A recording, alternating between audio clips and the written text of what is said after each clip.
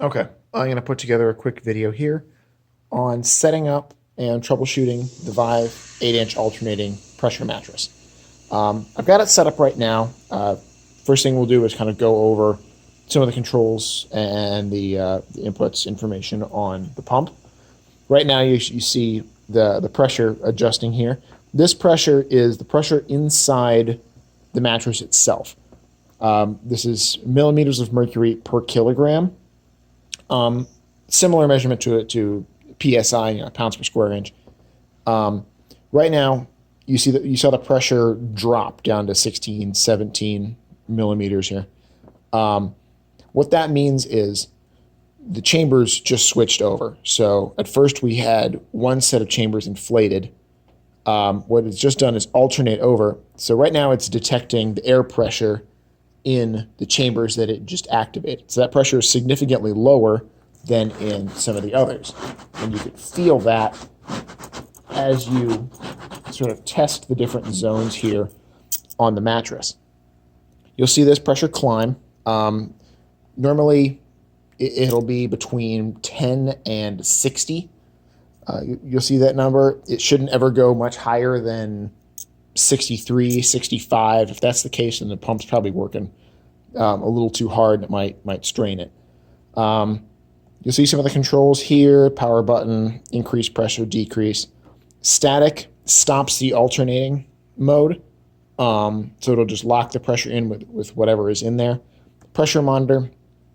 If that light is green, that means the pressure's, it's detecting a good pressure inside. It's within acceptable parameters. The seat inflating mode, you'll activate that if you want to put the bed, if you want to bring the head of the bed up, if you want to sit up.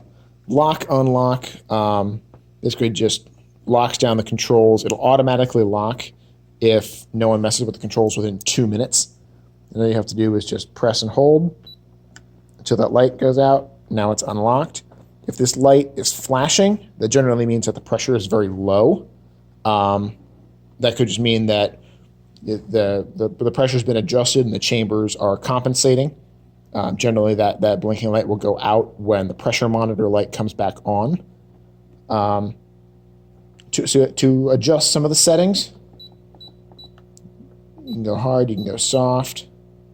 What this measure is, when you see these 3 digits that just appeared, that is the actual patient's weight on there.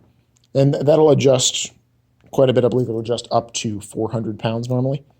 All you'll need to do is just bump it up to whatever measure you want it to be at. And then on the next cycle, the pressure will start to build back up in anticipation of resisting that weight on it. What you will see sometimes is if weight gets added to it, the air pressure number will jump. That's just because the pump is reading added resistance. It's reading more pressure coming back up the line. That's nothing to be concerned about. That number will fluctuate. And it'll fluctuate just based on the weight of the person who's on it. So we've adjusted some of these. What we can do is we can just lock that back down if we need to. What we can also do, let's unlock it. We set it to static mode. The pressure goes away. It'll stop alternating. Whatever air is inside it will be locked inside it.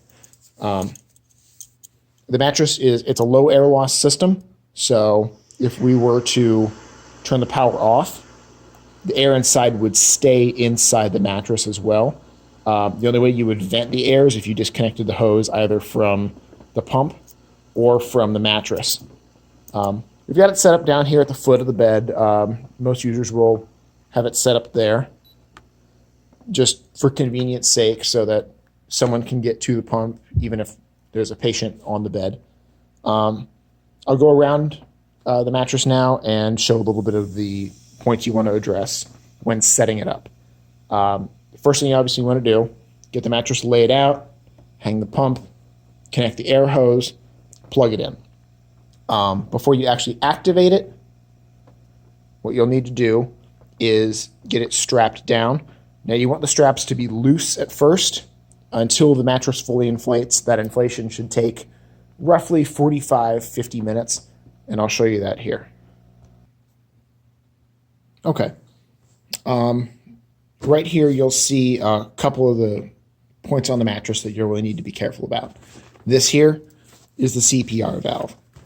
Now, these gray rubber plugs plug up 1, 2, 3, 4, 5, 6 holes in the mattress.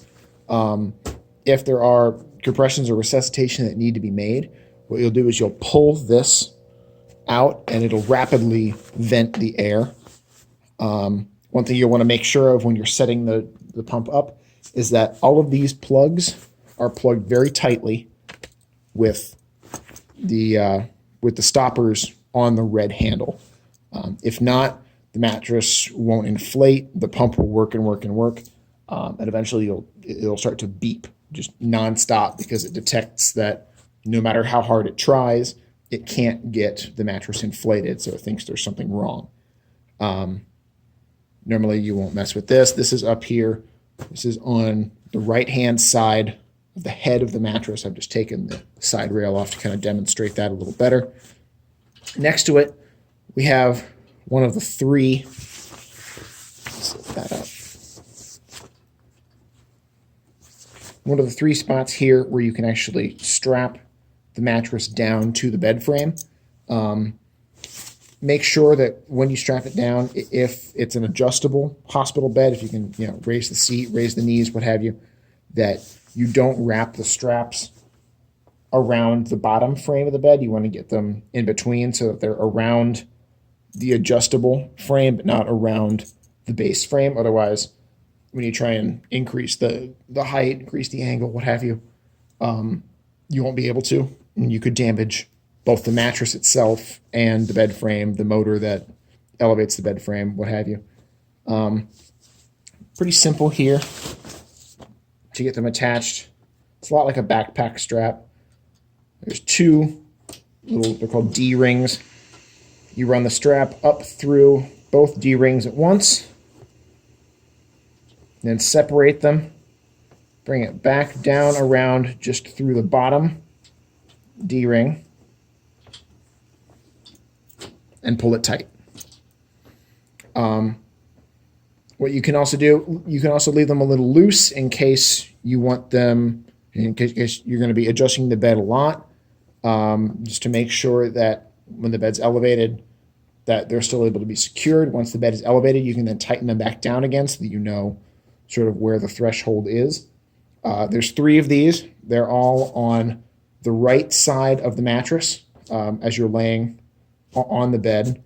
First one obviously is right here by the CPR. Next one is about a foot further down, and so on toward the foot of the bed. Okay. The sound you're now hearing, that constant beep, is caused by one of two things. Either the pump has tried and tried and tried over the 45-50 minutes it normally takes to inflate the mattress, and it still can't get the air pressure right, in which case there will still be power here, or there's been a power loss. I've just unplugged the mattress. All you'll need to do to get that beep to stop is press the power button. I've got us plugged back in. It should resume as normal. If that beep keeps going off, there's likely an air leak somewhere in the mattress. What you can do is you can actually unzip this cover. The blue cover will come off, and you'll see all the sort of internal air chambers and air ducts inside. Go through there while the pump is running, while the mattress is plugged in. Feel for any air leaks. Like I said earlier, the most common cause of an air leak is not having the CPR valve fully plugged up. So make sure that all 6 of the little rubber stoppers on that red CPR handle are plugged into the 6 holes in the CPR valves near the head. And that should be just about it. Mattress can be left on 24/7. It can be turned off when it's not in use. Like I said earlier, if the power is turned off on it, so long as the air hose is not disconnected from the pump or the mattress, then the air inside will remain inside, and you'll be all set.